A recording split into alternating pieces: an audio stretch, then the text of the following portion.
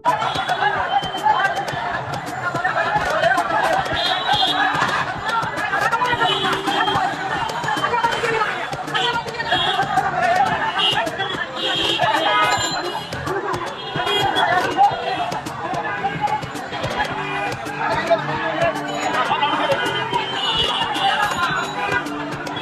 অবস্থা দেশে! এবার গণ আন্দোলন শুরু করছে রিক্সার ড্রাইভাররা। রিক্সার ড্রাইভার এক হলো প্যাডেল, এক হলো ব্যাটারি। এটাও দেখার বাকি ছিল। কিছুদিন পর প্রেমিক প্রেমিকেরা আন্দোলন শুরু করবে। একদল বলবে প্রেম করা যাবে, আরেক দল বলবে প্রেম করা যাবে না। হাইরে আমাদের দেশ, সোনার দেশ বাংলাদেশ! এই আনসার বাহিনী কালকে করলো, আজকে কোনো রিক্সা বাহিনী, আর কিছুদিন পর করবে সিঙ্গেল ছেলে আর ডাবল ছেলেরা।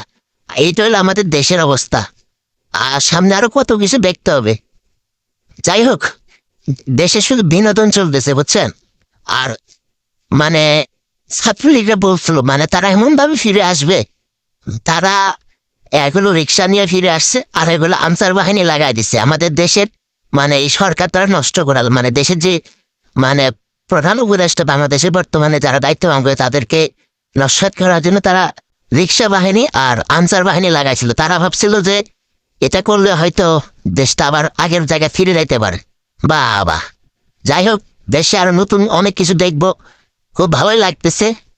তোমরা যারা এইসব চিন্তা ভাবনা করতেছো, তোমাদের বাহিনী ওই যত বাহিনী নিয়ে তোমরা চেষ্টা করো, তোমরা এই বর্তমান যে বাংলাদেশে যে দায়িত্বরত যারা তাদেরকে তোমরা কখনো কিছু করতে পারবে না।